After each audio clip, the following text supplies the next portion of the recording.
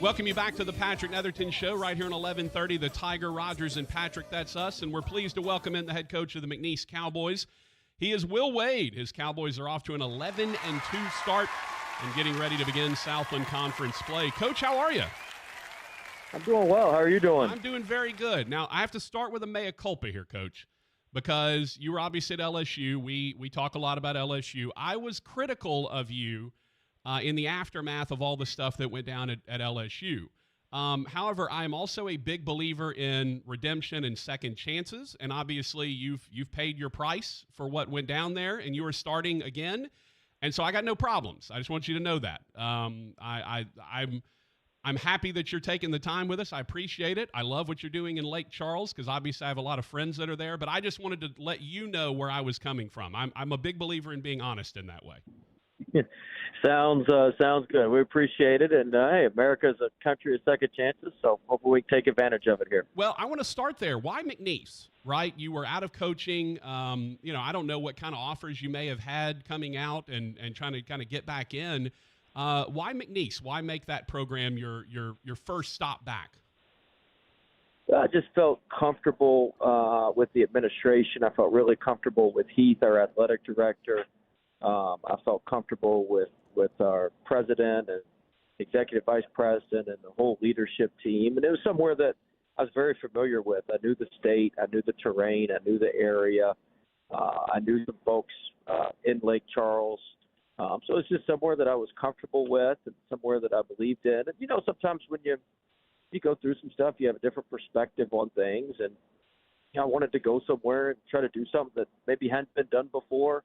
Do something that was challenging and go somewhere where we could hopefully make a big impact. And so I just thought, McNeese had all that, and I was very comfortable with things. And, so far it's worked out pretty good for everybody. Yeah, it's felt like McNeese is somewhat of a sleeping giant, Coach. A new facility, which is beautiful.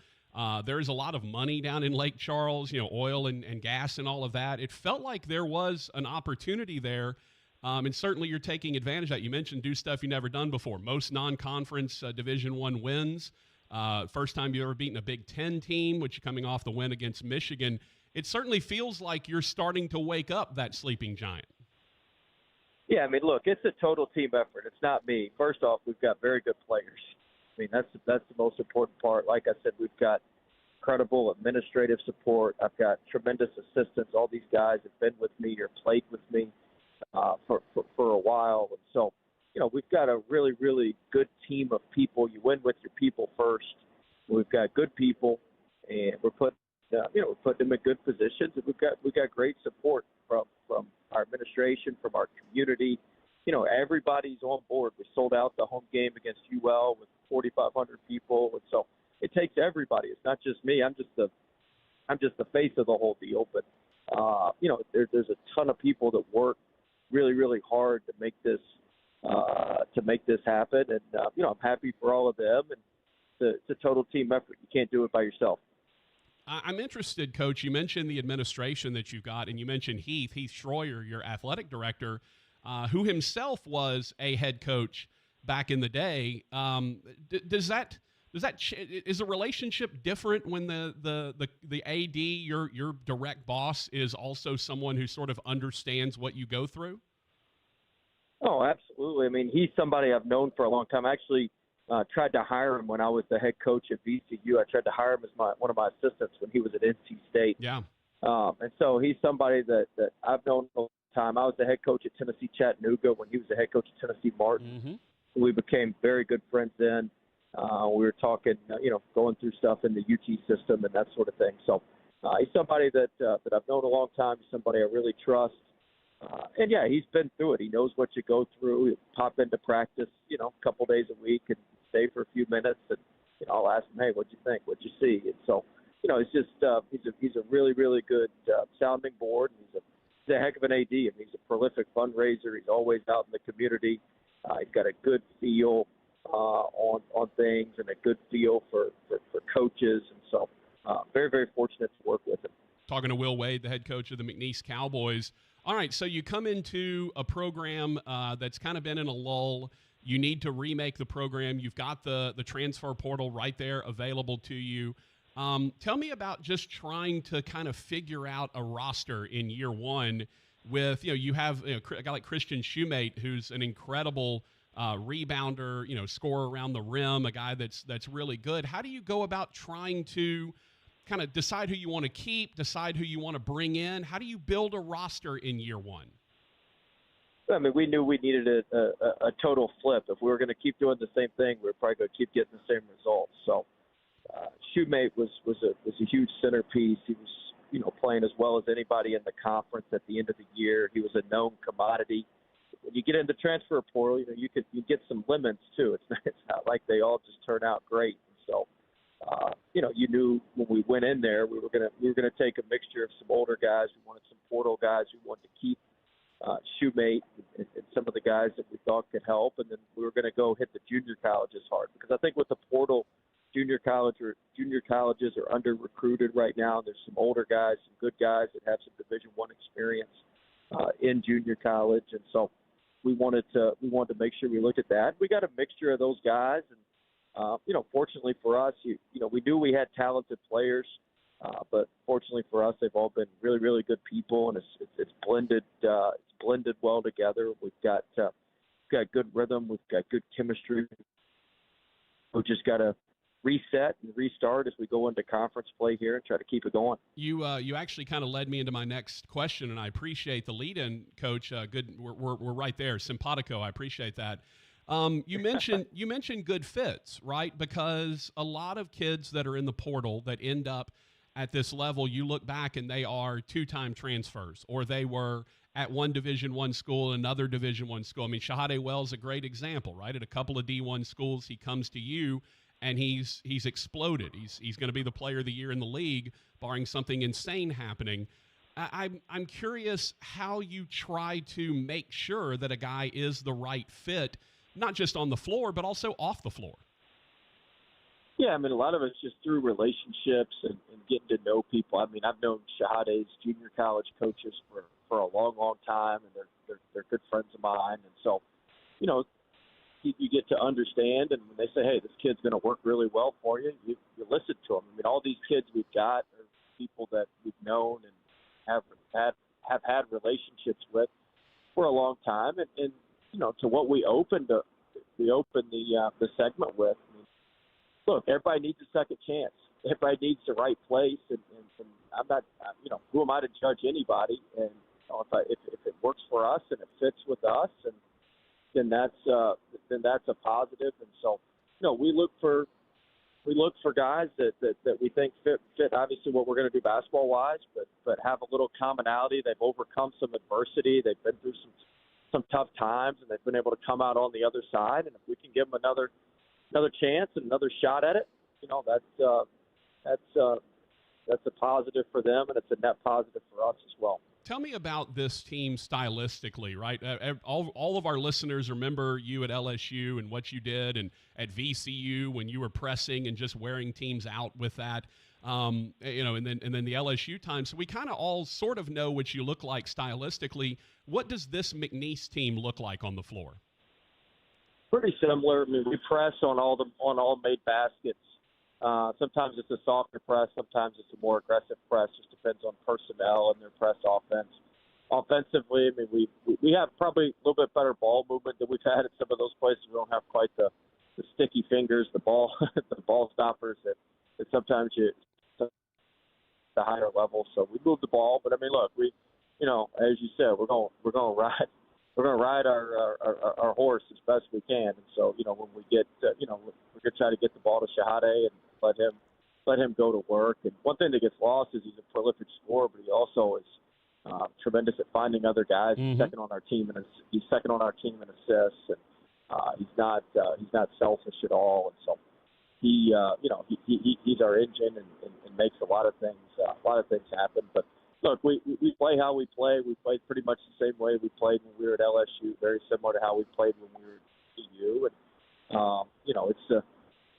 it's the players, it's not the plays. So you got to have good guys to execute and run it, and we've got that. Well, I will say this. You mentioned Shahade Wells, kind of the engine, but at the same time, He's only got like 40 more shots than Christian Shoemate. You got 4 different guys that have 100 attempts, which is when I go to look at your stats and I hear so much about Shahade Wells, and he just comes off a 30-point performance against Michigan. He's player of the week, Dickie V, all of that stuff.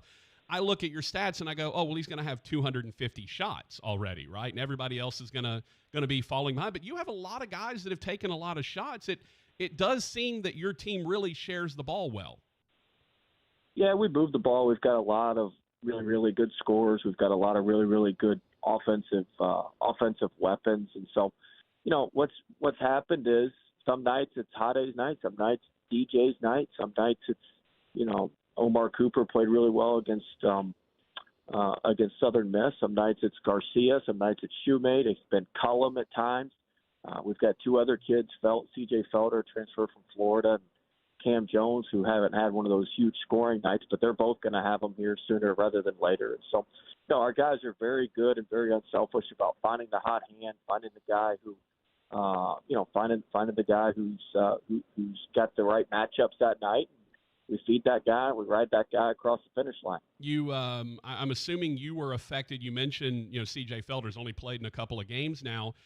We've talked about the court ruling, the temporary restraining order that was put out for 2-time transfers that allow them to be eligible immediately. And we've seen that, LSU has a kid, Northwestern State has a kid. Everyone seems to have one of those kids that was waiting on a waiver to be eligible. I'm curious your thoughts on that ruling and the idea that a kid who transfers from more than one Division I university is now immediately eligible. I like it. I mean, I'm way different than most coaches. I think you should go transfer as many times as you want. And so I like it. Come on. Look, look, just in our league, I have nothing against him. I don't know him, but the football coach at Houston Christian signs a whole class and then leaves right afterwards. Yeah. So he can leave, but the players can't leave. Come on. He had kids transfer in there that had been at other schools. They signed, a heck of an FCS class from what I read. And so he can leave, but they can't leave after he leaves. That makes no sense to me. I'm with you. So I'm 100% on board. I do. Look, I'm not for just open season, but I do think there should be some academic guardrails on that, as they like to say. But I just do think there should be. You got to pass the minimum number of hours. You've got to, you're going to lose hours a lot of times when you transfer, but you got to show that you're going to be able to graduate from the next school that you go to, or you're going to be able to remain eligible at the next school that you go to. But outside of that, look, if any normal student, they could go spend their freshman year at McNeese, transfer their sophomore year to Northwestern, transfer their junior year to Monroe, and then finish out at Grambling. And any normal student could do that. Mm-hmm. So, and not have any restrictions placed on them, and not have any issues with that. And so, I think the players should be able to do that as well. So, I'm all for it. I think it's good for the kids, and anything that's good for the kids, I'm for. Maybe we should just go backwards and we should start restricting biology majors from transferring. Like, sorry, kid, you have to sit out a year from your biology degree because you transferred from one school to the other. Hate it for you. You just have to be a doctor later in life. Sorry. If you really think about it, it's kind of it's really crazy. But, it is. I think it's changing, and I think it's changing for the better. And like I said, the biology major's got a 1.8 GPA. Probably should should have some issues with that, but they're in good academic standing. They do what they're supposed to do. They're passing their classes. They should have freedom to do what they see as best for them. And I think some of the arguments against it are the graduation data goes down. Well, okay, they're grown people. They're over 18. They've got rights. They can make their own decisions. And if they make poor decisions, they need to learn from them early in life and correct it. They've still got plenty of time to correct it. That's just the way it is. I agree with you, Coach. No doubt about it. Will Wade, head coach of the McNeese Cowboys. All right, you mentioned earlier riding that horse, and obviously you went viral earlier in the year. Y'all put out just a terrific video, the Cowboys and Willie the Kid and the black coat and all that. Tell me about just kind of making that, riding the horse, all that stuff. Give us some of the inside skinny on that. How fun was that for you? Well, I almost fell off the damn horse. Oh, So nice. I'm not much of a cowboy, but it was fun. We've got a great creative team. We've got Matt Bonnet and PJ Mitchell and Leighton Chamberlain. I mean, we got a lot of good people that made that happen. I mean, they just told me what to do and go. I had to go to the Western store there and get the boots and all that stuff because I don't own any of that sort of thing. But we in the Nolans. What's crazy is we have a booster here who has a ranch and had the saloon and all that sort of stuff at the ranch there. So that part was that part was really cool. And so it was fun. And like I said, anything we could do to market our program and to put our program out there, and it certainly got quite a bit of traffic is a plus. Well, you work with two, or you have worked with two of the best in the business, with Matt Bonnet and Kent Lowe. In your time. Oh, yeah. So, I mean, you've had, I'll say this, you've been blessed with the folks that you've had around you between Kent Lowe and Matt Bonnet. We took our team bowling up in Michigan. I would certainly take Kent Lowe over Matt Bonnet in a bowling match. You ain't lying, brother. You are absolutely. So we have something that we call the Kent Lowe Invitational Tournament up here in Shreveport. That our buddy Tim Brando has always done. Kent's from Shreveport. He went to Jesuit, Mr. Jesuit, Blue Flyer, all of that. And we always get together during the summer. There's a group of us here, and we play golf. Well, Kent's not a very good golfer. So Correct. We decided, you know what, let's do something that actually makes sense. So we added a bowling portion to the golf outing so that he has something that he can be competitive in. I love it. Yeah. I love it. There's nobody better than Kent. No, one of the best. He is absolutely the best. Coach, thank you so much for taking some time with us. Best of luck at Commerce tomorrow. Looking forward to seeing you down in Natchitoches on Monday. And if you win, come on over and have a little chat with us on ESPN, all right? All right. Thanks so much. Appreciate you guys having me on. We'll see you Monday. All right. Will Wade, head coach of the McNeese Cowboys.